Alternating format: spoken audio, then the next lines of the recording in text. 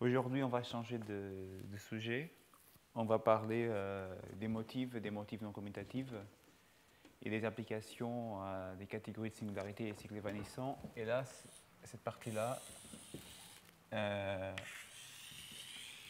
c'est un travail en collaboration Anthony Blanc, Bertrand Toen et Gabriel Pezzolzi.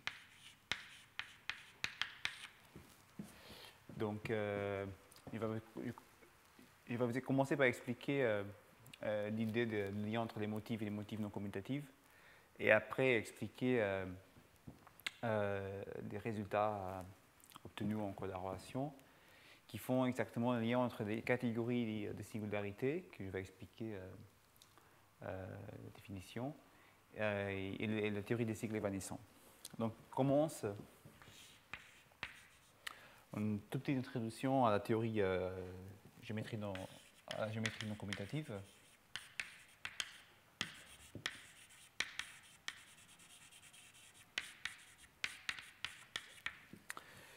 Algébrique.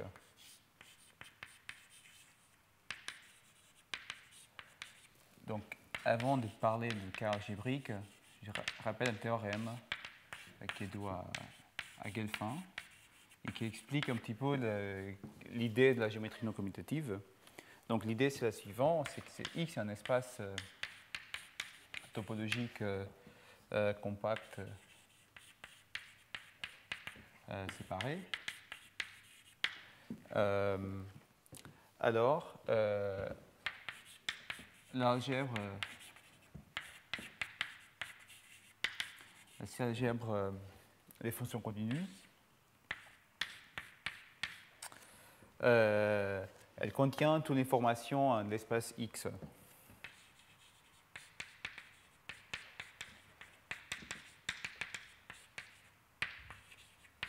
Donc, qu'est-ce que je veux dire précisément? Il existe un homéomorphisme entre X et le spectre, les diodes maximaux de C0 de X. C'est-à-dire, si on étudie des fonctions continues sur X, en fait, on peut mettre une topologie sur l'ensemble des idiots maximaux, et on récupère quelque chose qui est homomorphe à X. Donc ça, c'est le début de cette philosophie non commutative, c'est-à-dire on remplace l'étude des espaces par l'étude des algèbres. En fait, on ne perd pas d'informations. Et donc l'idée de géométrie non commutative,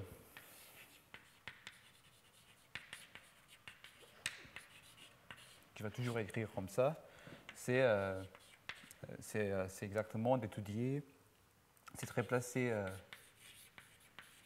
X par les fonctions sur X. L'algèbre de fonctions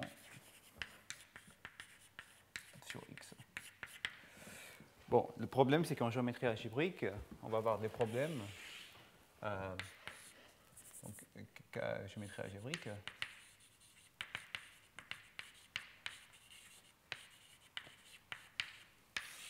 On a des problèmes exactement, par exemple, est-ce que les fonctions globales sur P1, par exemple, c'est K. Donc, il n'y a pas de fonctions globalement définies, P1K. Il n'y a pas assez de fonctions.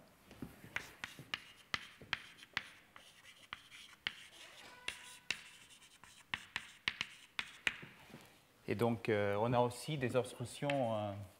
On a en général que les HI de X au X est différent de 0. Donc, on a des obstructions supérieures. Donc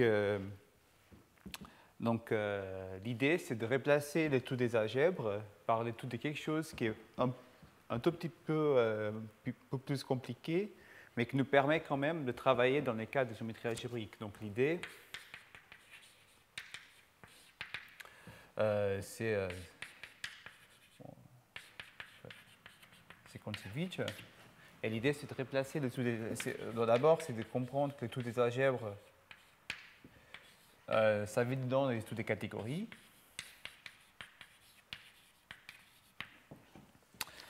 Et c'est-à-dire, si on a une algèbre, on peut l'avoir, en algèbre associative, on peut l'avoir comme une catégorie avec un seul objet. Et donc la solution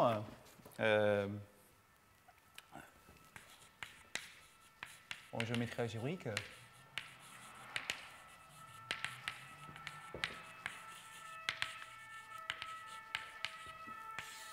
c'est exactement de travailler avec une certaine catégorie, mais plus que ça, c'est de travailler avec une catégorie qui est en théorie d'homotopie, c'est de travailler avec la théorie d'homotopie, la théorie homotopique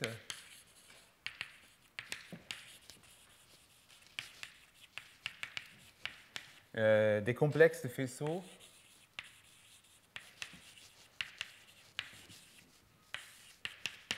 de X module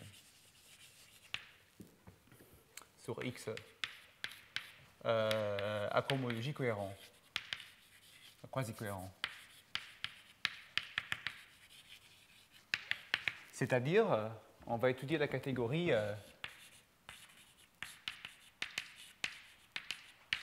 on va noter D quasi-co de X. C'est la catégorie dérivée des complexes de X module sur X à cohomologie cohérent, quasi-cohérent, pardon, mais on va quand même la voir comme une théorie homotopique, c'est-à-dire soit comme catégorie de modèle, comme on avait parlé la dernière fois, soit dans cet exposé comme une infinie catégorie. D'accord? Donc la remarque, c'est qu'en fait, ce X a une variété algébrique sur un corps K. Alors, la catégorie D quasi-co infini X est K linéaire.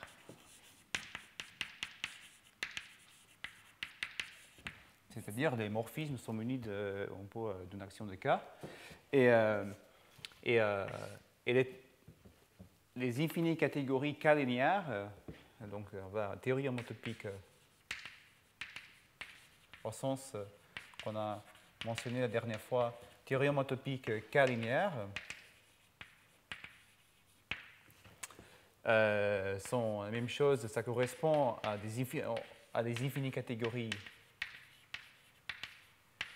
K linéaires, et que ça correspond aussi à la théorie des DG catégories sur K. K DG catégories. Donc en fait, pour nous, voir ça comme muni d'une action de K, c'est pareil que voir ça, entendre ça en tant que DG catégorie. D'accord? Et donc, la définition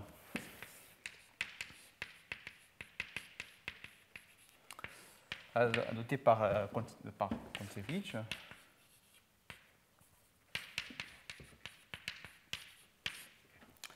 c'est exactement de définir un espace algébrique non commutatif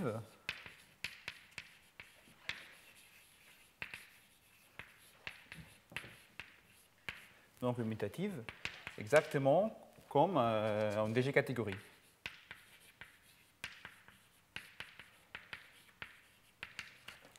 Après, on a un problème de définir les morphismes d'espace algébrique non commutatif. Et c'est exactement là qu'il faut faire la théorie homotopique des DG catégories. Donc, en sens, les collections de toutes les DG catégories, ça forme aussi une infinie catégorie, et c'est là-dedans qu'on travaille. Donc, voilà. Donc, ça, c'est l'idée de Kontsevich, et quelques exemples d'espaces algébriques non commutatifs.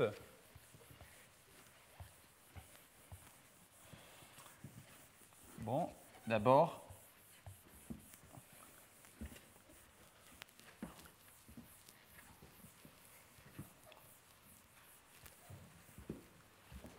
on a, peut-être je vais effacer ici déjà.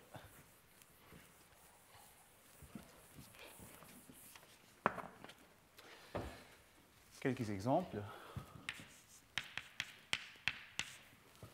Bon, d'abord, on a les DG algèbres, les K DG algèbres associatives.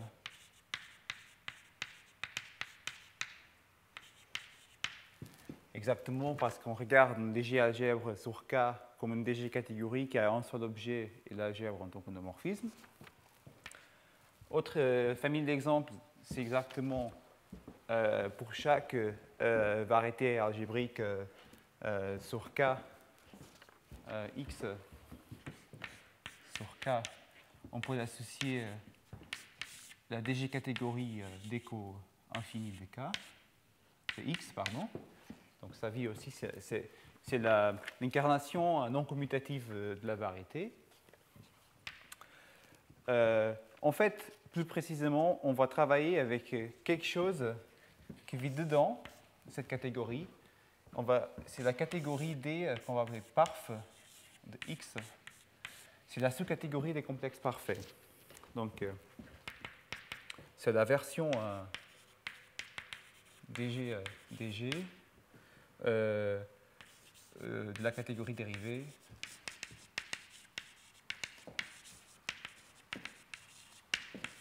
des complexes parfaits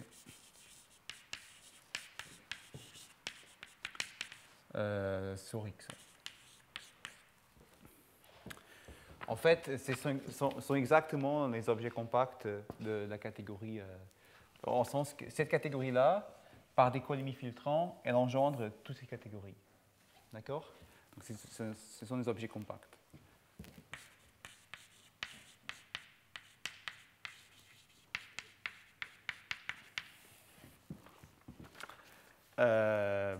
Pourquoi on travaille avec cette catégorie plus petite? En fait, c'est parce que, exactement comme elle engendre toute la catégorie plus gros, on peut se restreindre à travailler avec des DG catégories qui sont petits par rapport à un univers fixé. Un autre exemple, c'est aussi X sur K. Donc, je répète ici, mais il va choisir une autre sous-catégorie d'écho infini, c'est d'écho sur X. C'est par définition la sous-catégorie sous DG catégorie des complexes la catégorie non bornée, des complexes qui sont à cohomologie cohérent. Voilà. Complexe borné à cohomologie cohérent. Donc, en fait, dans cet exposé, ces deux catégories-là vont jouer un rôle très important, parce que c'est avec ces deux catégories-là qu'on va définir les catégories de singularité. Mais juste d'autres exemples, qu'on a aussi des espaces non commutatifs, on a des catégories de Fukaya, en géométrie symplectique.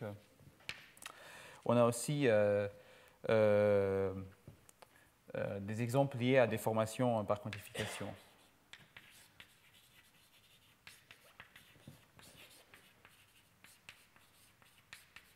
Voilà. Donc en fait, il y a plusieurs origines, plusieurs moyens de construire des DG catégories. Et dans ce monde de géométrie non commutative, on va comprendre tous ces DG catégories comme des objets géométriques. Voilà. Donc, aussi, avant de passer à expliquer la notion de catégorie de singularité, juste aussi mentionner que ce passage des variétés algébriques vers des espaces non commutatifs, elle a des raisons très fortes pour considérer ce genre de passage. Donc, le passage géométrie non commutative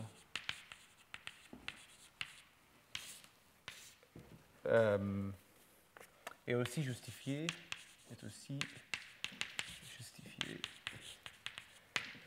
par des résultats comme le suivant. Donc, résultat 1, c'est le théorème de Hochschild-Constant-Rosenberg qui dit que, en fait, bon, pour les DG catégories, on peut définir la cohomologie d'Hochschild, Et on peut définir sa version périodique. Et le résultat dit que si on prend une variété x sur k et on prend sa cohomologie périodique, on récupère la cohomologie de Ram. Il faut faire attention avec ici le côté paire en paire, mais c'est ça l'idée. Donc voilà un premier genre de résultat qui dit qu'en fait la cohomologie de la variété, on peut la récupérer à partir de sa catégorie des espaces non commutatifs associés. Un deuxième genre de résultat, x est 10. X-list. Un autre genre de résultat, c'est que on peut faire la même chose avec la topologie. Donc si on a x, une variété sur C, par exemple, alors la catégorie topologique de x, en donc de variété complexe, on peut la récupérer. Bon, en fait, il y a une construction qu'on peut faire en théorie des catégories topologiques pour les léger catégories. Ça a été fait dans la thèse d'Anthony Blanc, qui dit que la catégorie topologique de X, en fait, on la récupère à partir aussi de la catégorie des complexes parfaits. D'accord? C'est un théorème.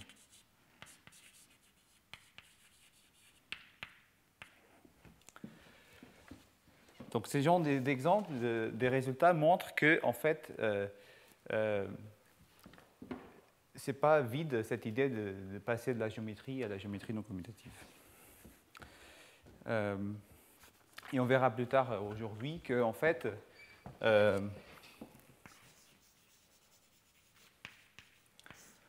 on verra que ces genres de résultats,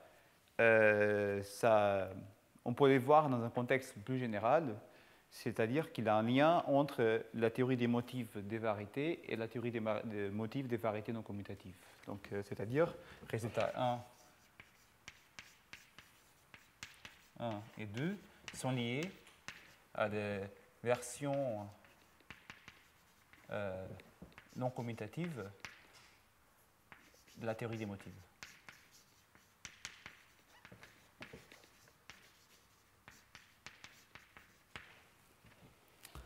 Voilà. Donc, oui.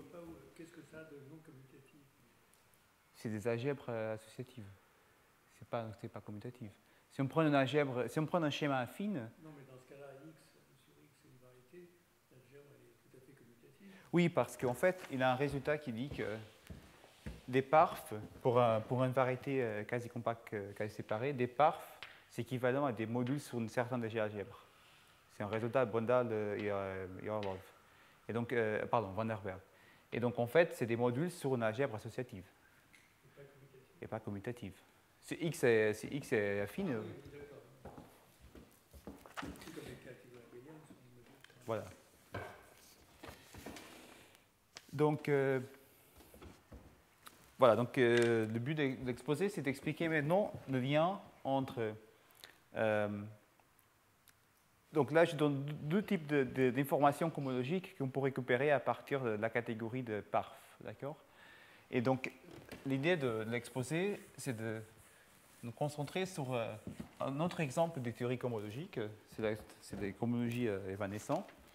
Et on va voir que même dans les cas des cohomologies évanescentes, c'est aussi possible de récupérer l'information à partir d'une certaine catégorie. Donc là,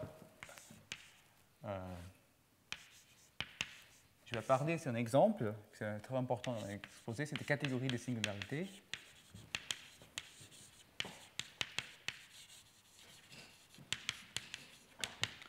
Et factorisation matricielle.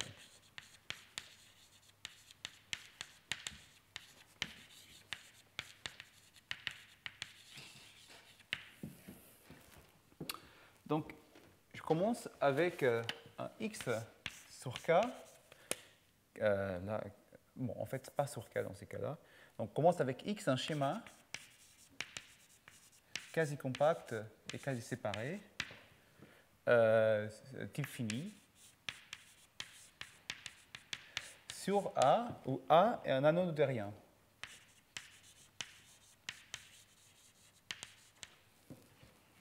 D'accord? Donc, dans ces cas-là, on va garder les deux catégories qui sont là, parf et co. Et dans ces cas-là, on a en inclusion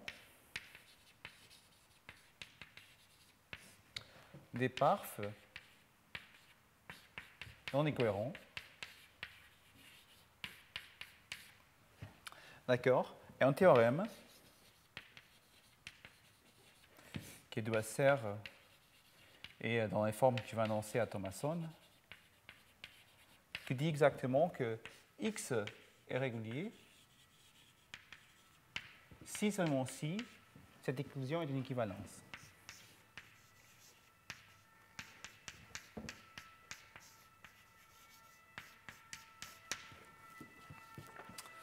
D'accord? Donc voilà, la conséquence de ce théorème, de ce genre de théorème, ça dit exactement que la différence entre co et parf, ça nous donne une certaine mesure de l'existence de singularité dans X.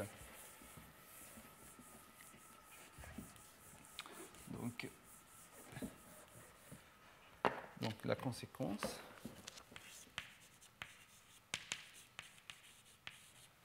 c'est que la différence entre parf et co est liée à l'existence de singularité.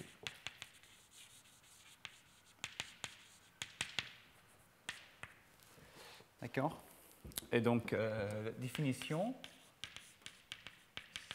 qui a été étudiée par Orlov, c'est qu'on va considérer une catégorie, on va l'appeler la catégorie de singularité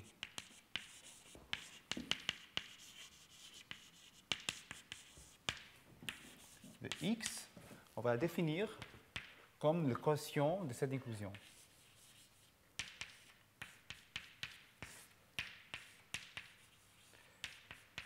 Et là, on parle des quotients. Si on regarde au sens des catégories triangulaires, c'est l'équation de Verdier. Et si on regarde au sens de la théorie homotopique des DG catégories, c'est exactement la fibre homotopique, la cofibre homotopique.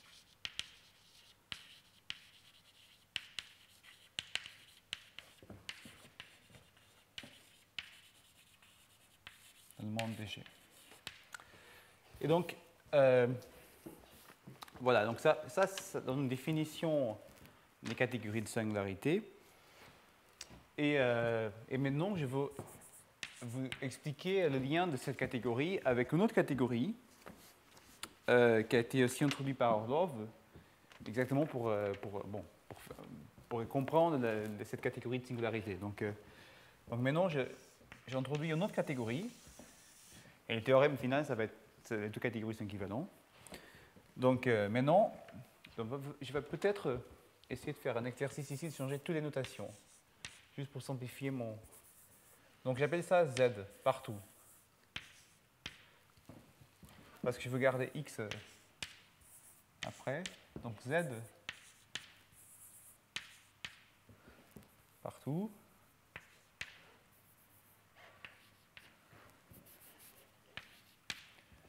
Et de toute façon, sinon je vais me tromper avec les notes. De Z.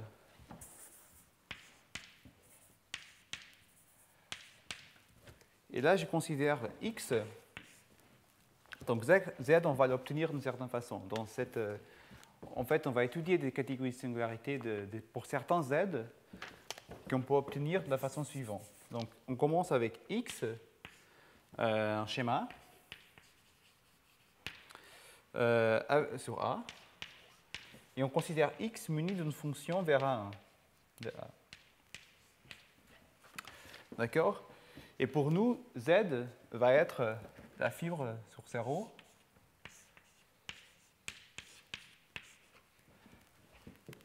de quelque chose comme ça. D'accord? Donc l'idée, c'est d'étudier la catégorie de singularité d'un niveau 0 d'une fonction.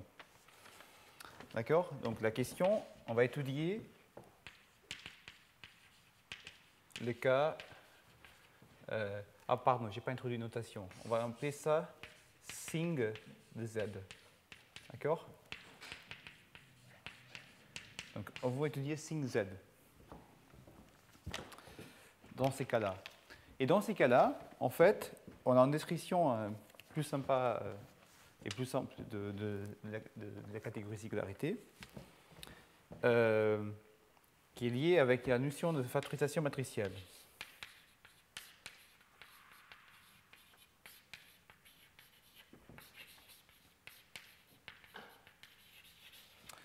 Et c'est quoi cette notion? Donc, la donnée initiale, c'est toujours la donnée d'un paire associé. C'est une catégorie qu'on peut toujours associer à un paire X, F, et qu'on va appeler MF de XF.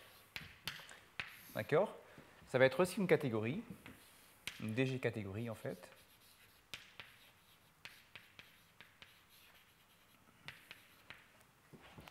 Et comment on va la définir? Bon, les objets vont être les paires, les données de des choses comme ça, S0, E1, delta 0, delta 1, avec E0, E1 des fibrés vectoriels sur X,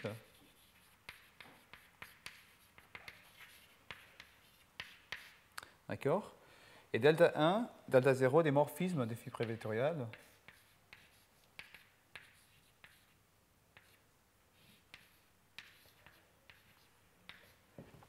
D'accord? Donc la donnée d'un objet de cette catégorie sont des choses comme ça, deux fibrés vectoriels avec des morphismes tels que on a la relation que la composée des deux soit la multiplication par f et aussi de l'autre côté la même chose. Voilà. Donc c'est ça, ce sont les objets de cette catégorie, MF. Et les morphismes sont les morphismes des complexes double périodiques en fait. Ça, on obtient ici un complexe double périodique.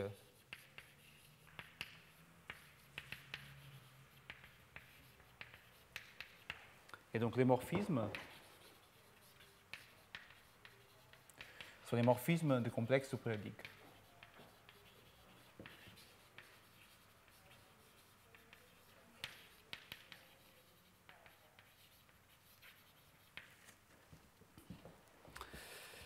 Donc, en fait, on peut montrer que MF est une catégorie triangulée et que aussi, en fait, en DG catégorie double périodique, enrichie sur des complexes double périodiques. Donc, le théorème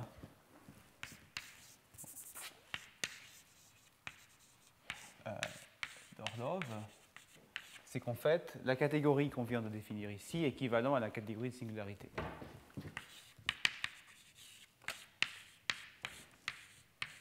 Il existe une équivalence. Je ne vais pas vraiment préciser l'équivalence, je vais juste dire qu'elle existe entre la catégorie de singularité de Z, un Z obtenu comme ça, et la catégorie des paires définies comme ça. Oui, dans le théorème d'Orlov, oui. X est régulier et F est plat. Dans les cas de. OK.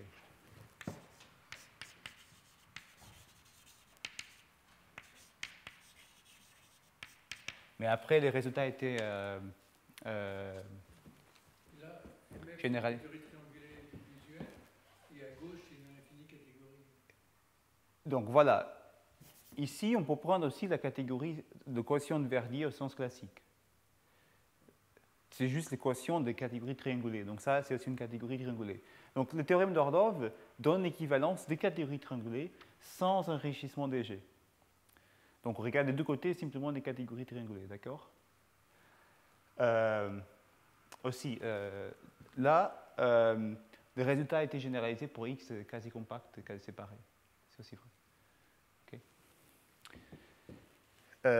Mais en fait, un des résultats qu'on a montré dans le papier avec Blank-Towen et Vettosi, c'est exactement de montrer que cette équivalence, c'est une équivalence au niveau de DG.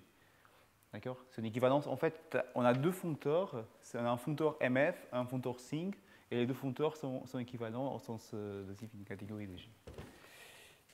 Mais voilà, et là, Z, c'est exactement, je vais introduire la notation peut-être, x0, je vais toujours noter x0, la fibre sur 0 de x. D'accord? Voilà. Donc on arrive au moment de vous expliquer, commencer à expliquer les résultats qu'on a obtenus. Donc je vais expliquer que la cohomologie périodique, ça récupère la cohomologie de RAM, et la catégorie topologique, ça récupère la cohomologie la catégorie topologique de X sur C. Et donc en fait, maintenant, on se place toujours dans cette situation. On a f avec une x avec une fonction f, et on veut comprendre le lieu critique, le lieu 0 de f. Donc l'idée,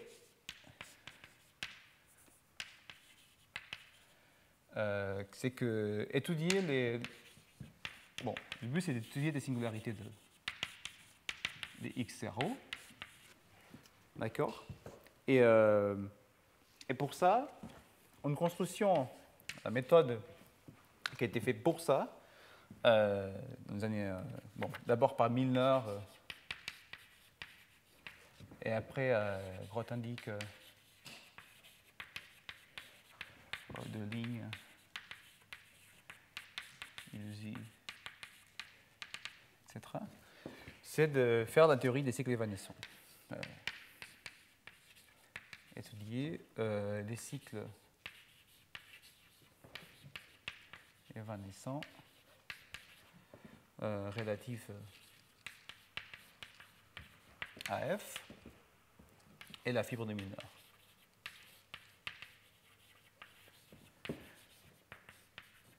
C'est-à-dire, par exemple, si on a une famille sur un dessin, si on a une famille sur A1 qui a une famille de cylindres qui sur 0 dégénère sur un cône, en fait, si ça c'est x0 et ça c'est x t pour un t, bon, ça c'est x eta le point générique, un t, un paramètre t proche de 0, on va voir qu'en fait, si on étudie les cycles qui disparaissent une fois qu'on arrive à 0, on est en train aussi de déterminer le type de singularité qu'on a sur la fibre sur 0. D'accord? Donc on va étudier des générescences des cycles, des classes de cohomologie avec le paramètre t, une fois qu'on s'approche de 0. Donc c'est ça l'idée, grosso modo, de la théorie des cycles évanescents. Et donc l'idée, c'est comment, donc le problème, la question qu'on se pose, peut-être je vais écrire ici la question, c'est exactement de comment lire ces genres de phénomènes à partir de la catégorie MF.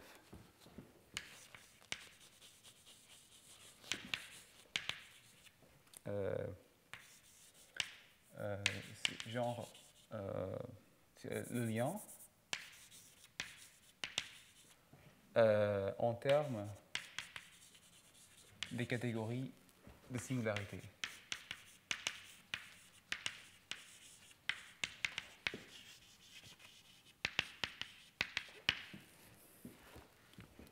Donc, notre façon de poser la question, c'est est-ce qu'on a un genre de théorème d'HKR pour la cohomologie évanescente?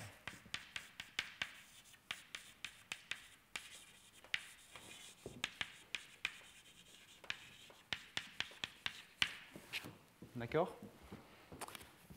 Donc, je vous énonce quelques résultats qui étaient dans cette direction-là. Donc, résultat 1, c'est un résultat, c'est une conjecture de Kontsevich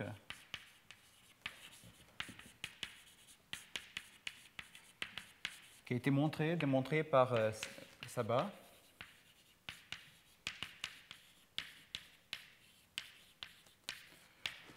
c'est la suivante, c'est que la cohomologie évanescente, bon, je n'ai pas introduit la cohomologie évanescente, mais je vais l'expliquer pendant l'exposé. Par rapport à F, c'est bien isomorphe ou quasi-isomorphe à la cohomologie de deux rames tordues par F. C'est-à-dire, on prend les complexes de rames de X avec la différentielle donnée par la différentielle de rame plus un wedge avec df. D'accord? Donc, c'est genre de résultat. Voilà. C'était montré par Saba. Et après, on a d'autres genres de résultats. Un autre résultat plus récent.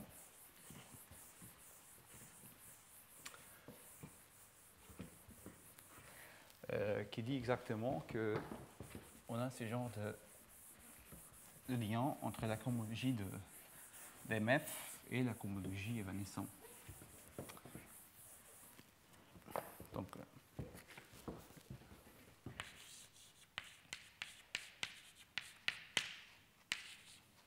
Donc là, il faut parler de Yazdikharov. Il faut parler de Efimov. Il faut parler de Pregel. D'accord. Et le résultat, donc, à plusieurs parties du résultat, mais l'idée, c'est que la cohomologie périodique d'MF, c'est bien équivalent à une version du périodique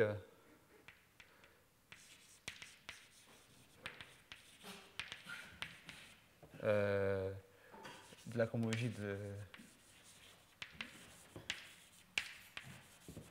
tordue par F. C'est-à-dire, à la fin, on va avoir, par ce théorème de Saba, que en fait, la cohomologie de MF, c'est exactement la cohomologie évanescente. D'accord? Et donc, le résultat desquels je vais vous reparler, c'est le résultat 3. C'est le résultat avec Blanc, Toen, Vedozzi.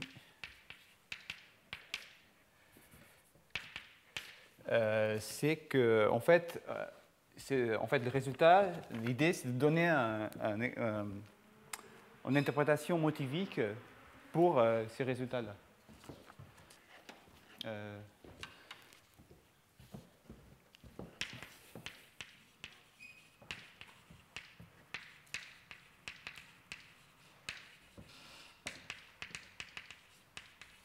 Donner une raison motivique pour tous ces résultats.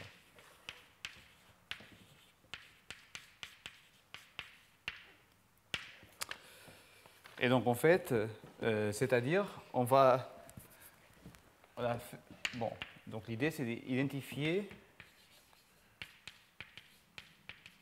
deux choses.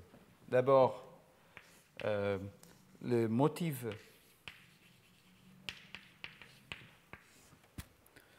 de MF,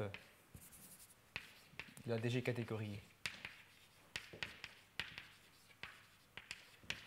MF, et en même temps avec la version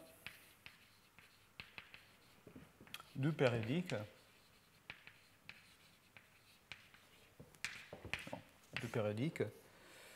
du motif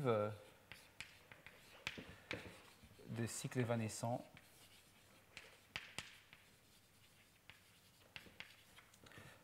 tel qu'introduit par Ayoub.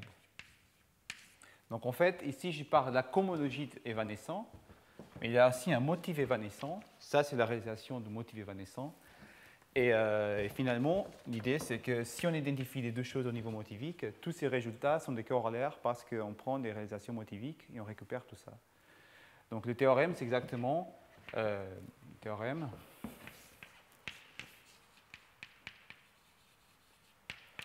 C'est exactement, donc je vais juste écrire la formule, c'est de dire qu'on a une équivalence des complexes éladiques entre la cohomogénéité X à valeur d'un vaisseau évanescent sur QL de périodique. Bon, je vais expliquer la notation pendant l'exposé, mais là on prend les points fixes par l'action de groupe l'inertie, décalé de moins 1, et la réalisation éladique du motif d'MF. Donc, c'est ce genre de résultats qu'on a montré, et comme corollaire, on récupère les résultats de Dikirov, Efimov-Prégel. Il faut aussi dire que les résultats de Dikirov, Efimov-Prégel, c'est pour caractéristique 0, et le résultat qu'on a obtenu, ça marche pour n'importe quelle caractéristique. Voilà, donc juste donner quelques applications de ce genre de résultats.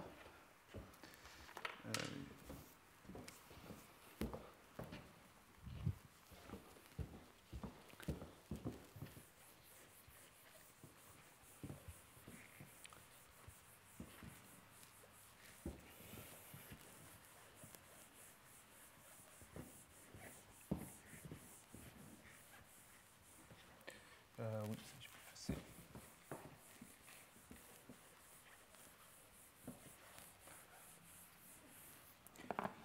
Donc, quelques applications.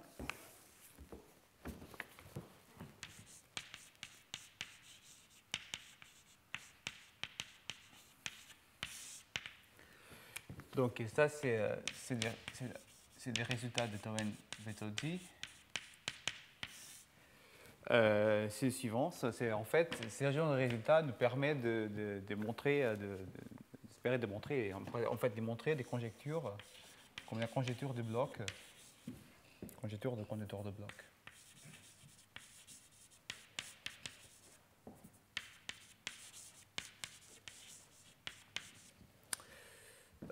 Bon, plusieurs gens ici à mentionner, bloc, Kato, Saito.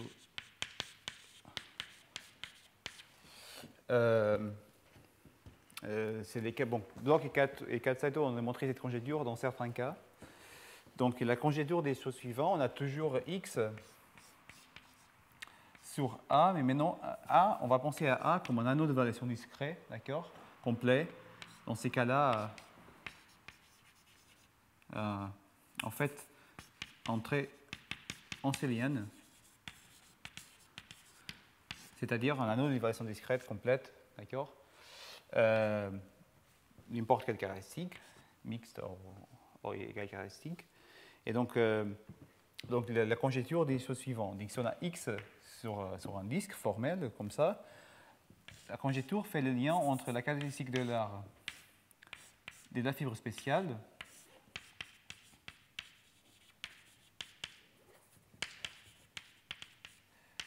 en fait, elle mesure la différence entre la caractéristique de l'air de la fibre spéciale et la fibre de l'air de la fibre générique.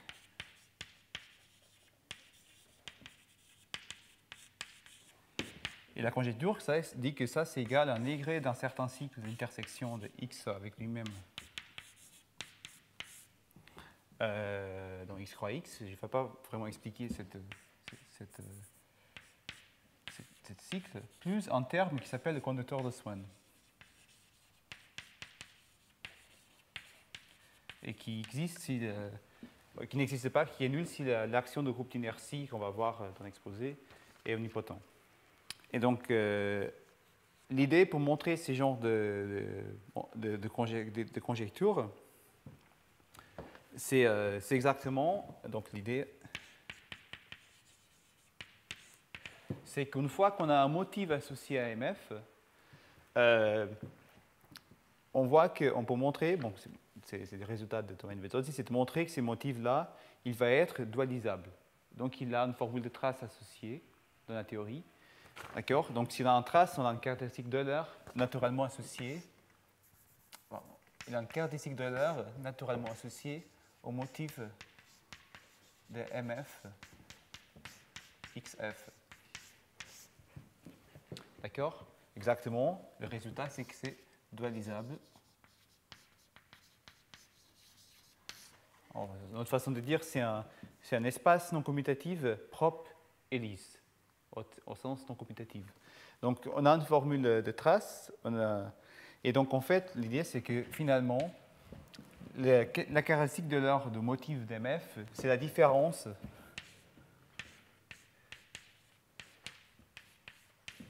des caractéristiques de l'ordre moins le conducteur de Swan. D'accord? Donc l'idée pour comprendre ces genres de formules, c'est exactement de montrer que le motif d'MF, sa caractéristique de l'heure, ça récupère bien une des côtés de cette égalité. D'accord? Et après comparer avec cette partie-là. D'accord? Voilà. Et une fois qu'on a cette équivalence-là, on peut bien faire le lien entre... Si on sait que le motif d'MF est donné par la cohomologie évanescente, on fait bien le lien entre la formule de trace qui vient d'ici et la formule de trace qui est là, pour identifier les deux. Voilà. Donc, ça, c'est la première famille d'applications. Donc, je vais juste dire que ça implique des conjectures d'Elie Milnor en toute caractéristique.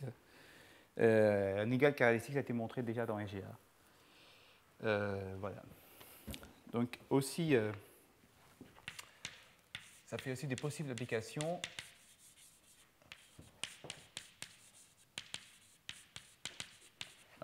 pour des conjectures de Nicaise exactement pour la caractéristique de l'heure des modèles de Néron.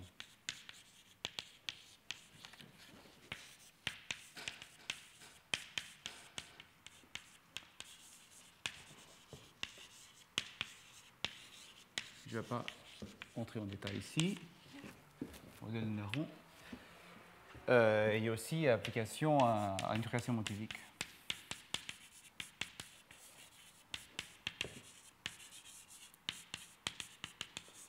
Exactement parce que les groupes où on fait l'intégration motivique, c'est les groupes des rotandiques de variété, sont liés au groupe des rotandiques des motifs et au groupe des rotandiques des motifs non commutatifs.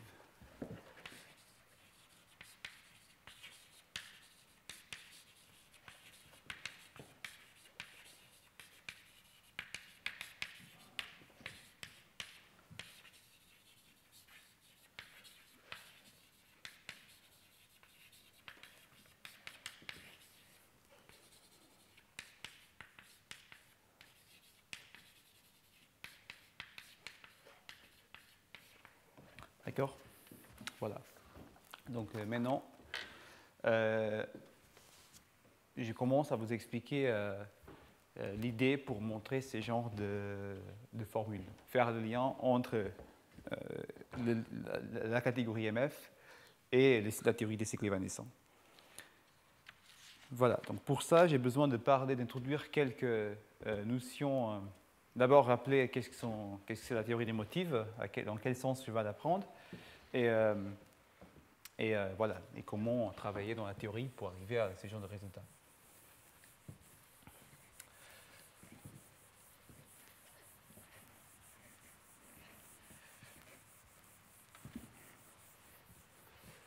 Donc,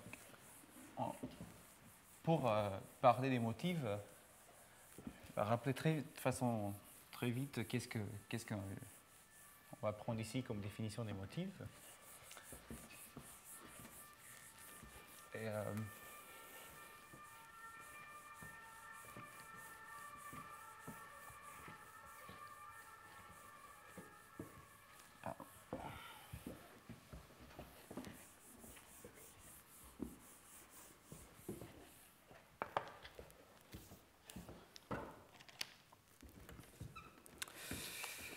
donc voilà, partie. Parler des théories homotopiques.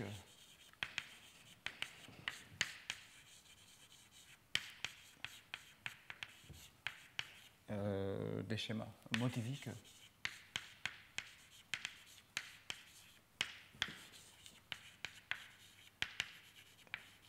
schéma. Donc, pour expliquer qu'est-ce qu'on va entendre en tant que motif, on va faire une analogie. Et l'analogie, c'est le suivant. Donc, à partir de la théorie des espaces topologiques, on peut construire une catégorie de spectres. En fait, spectra, c'est la catégorie. En fait, une infinie catégorie, en fait, où les objets sont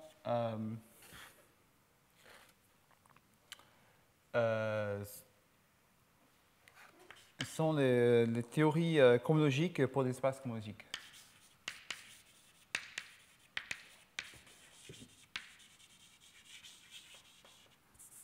Cohomologiques pour les espaces topologiques.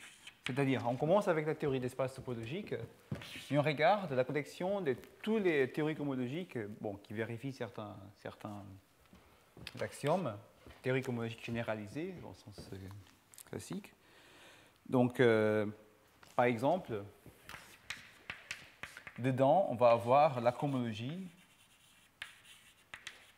on va avoir la catégorie, et on va avoir aussi le cobordisme, et plusieurs d'autres, en tant qu'objet dans cette catégorie de spectres. D'accord? Ce sont des objets dans cette théorie. Et donc l'idée des motifs, telle que... Bon, aussi on a un functeur canonique.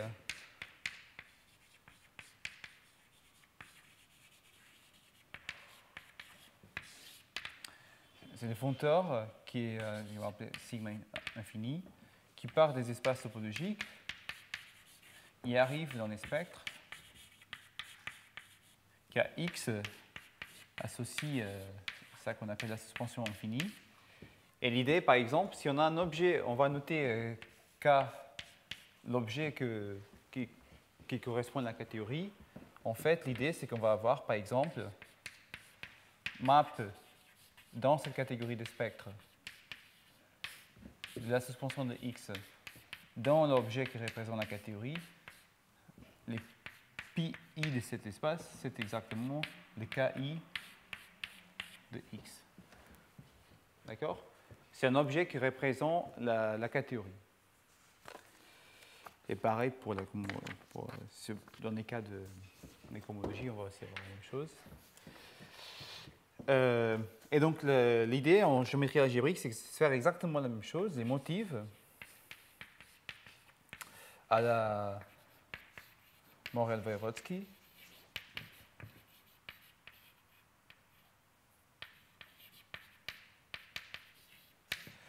C'est exactement de prendre la même construction universelle. C'est-à-dire, on replace l'espace topologique par des schémas. En fait, les schémas lisses.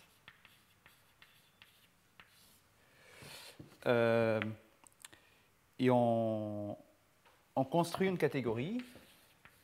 On va noter SH. Bon, schéma lisse sur une base, on fixe un schéma de base S, on travaille sur une base. Donc, SH sur S, ce sont exactement, par définition aussi, les théories homotopiques, les théories cohomologiques.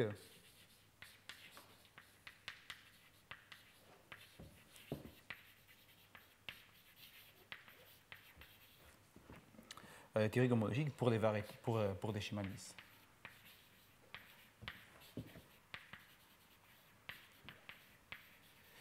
Et ici, comme exemple, qui vivent dedans, on va avoir, par exemple, toutes les cohomologies à la veille.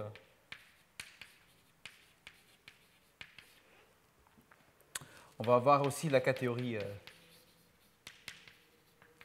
En fait, on va avoir la catégorie invariant par homotopie. Bon, on va regarder catégorie. Et aussi les cobordismes algébriques.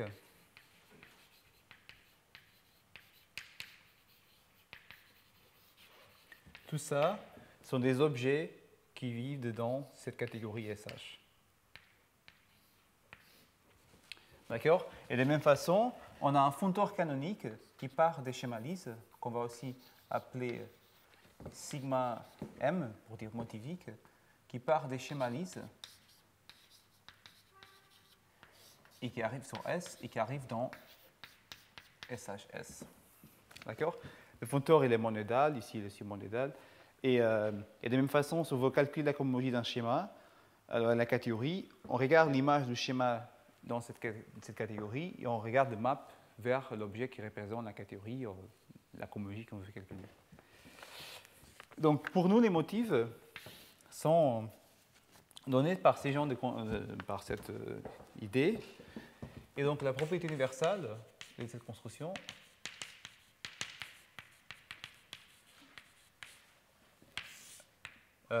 c'est la suivante.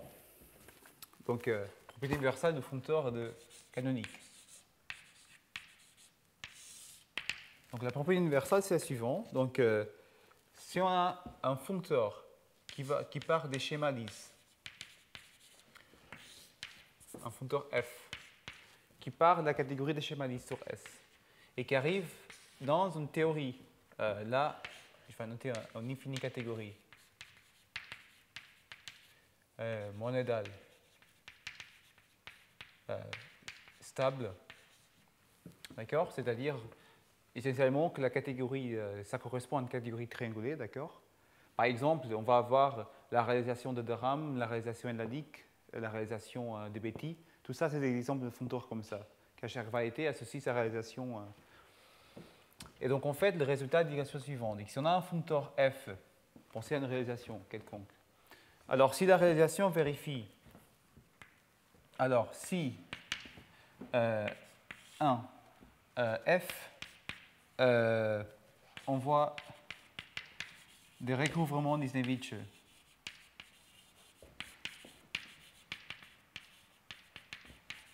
bon, je ne vais pas vraiment rappeler la définition, mais recouvrement Nisnevich, c'est des recouvrements engendrés par des immersions ouvertes et des morphismes métal. Avec certaines conditions sur le support. Bon, pas précis, mais voilà. Donc, si on voit des recouvrements vers des colimites dans des colimites homotopiques. Si l'image c'est f de la droite affine équivalent à f de S par la projection, et 3, si donc on a un f d'un point, donc on a f en fait de S et le point à l'infini dans P1 de S, d'accord? Ça correspond à l'inclusion du point à l'infini. Et si le conoyau, on va appeler f de P1 infini, c'est par définition le conoyau. Si le conoyau est inversible, un objet inversible pour la structure modale de D, d'accord? Donc on a ces trois conditions. Si, alors, f envoie des recouvrements Nisnevich dans les colimites. 2, la droite affine, c'est juste S par la projection. I, f de f correspondé par le point infini, c'est inversible pour la structure modale. Alors, il existe une unique factorisation monédale f bar de f par les motifs. D'accord? Donc c'est ça, on peut comprendre ça comme la propriété universelle des motifs. C'est juste quelque chose qui vérifie ces genres de conditions de façon universelle. Avec ça, une catégorie aussi stable. D'accord? Donc des exemples. Donc un functeur comme ça, qui vérifie toutes ces relations, ça s'appelle... donc là, on appelle ça F, ça s'appelle une réalisation motivique.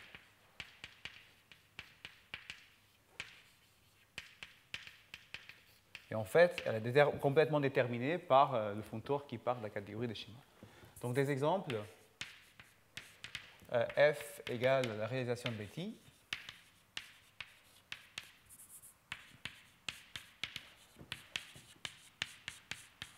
T, on a aussi la réalisation, elle a dit, pardon, je veux dire de RAM. Et la réalisation,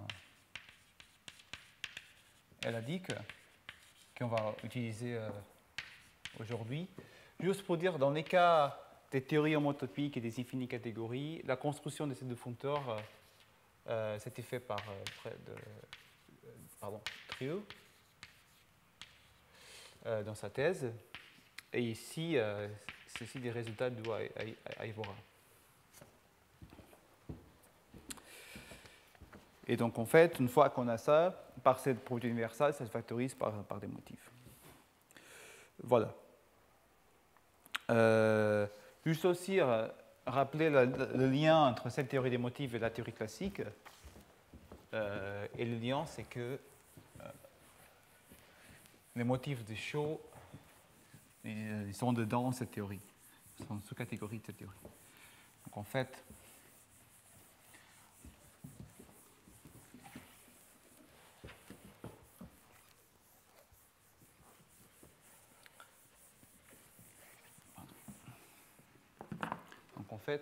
on a K à remarque. K encore parfait. Alors, dans SH sur K, c'est le motif sur K, on a un objet dedans qui représente, qu'on écrit comme ça, c'est l'objet qui représente la cohomologie motivique. En sens introduit par là, je veux dire, Wygotsky. Pardon. Morel. Et donc, en fait, on peut travailler avec les objets. Donc, la cohomologie motivique munie d'une source d'algèbre en tant qu'objet là-dedans. Et on peut travailler avec les objets qui sont des modules sur ça. Et en fait, on a un théorème qui dit que ça, c'est la même chose que la catégorie DMK. C'est la catégorie des motifs de Wygotsky. Et dedans, on a les motifs de Shaw.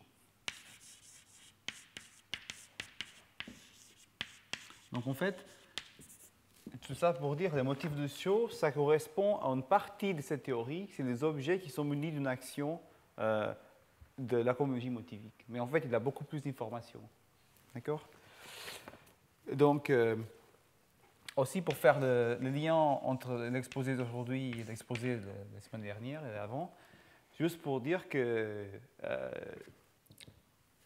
la théorie des motifs, elle ne voit pas la différence entre un objet et un objet dérivé, d'accord? Mais le lien n'est pas très clair, en fait. Donc, c'est juste pour dire, donc on a un résultat de Adil Khan qui dit que la théorie des motifs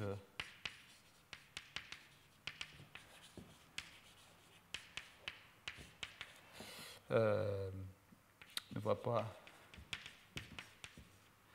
la structure dérivée.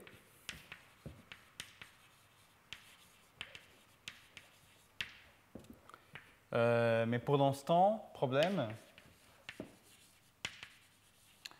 c'est que l'interaction n'est pas très claire, donc pas très bien compris.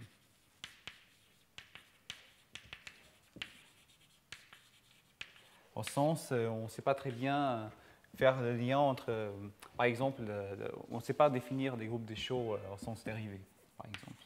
Donc il a une équivalence, mais la façon comme cette équivalence mélange des degrés des supports et des choses comme ça, c'est pas très bien compris.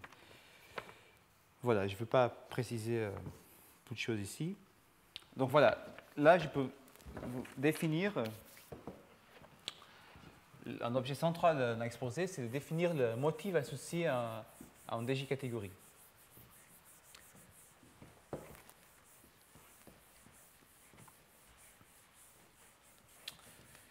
Donc,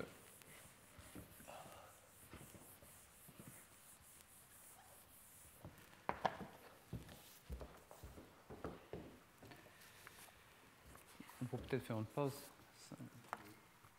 Faire une pause de 5 minutes.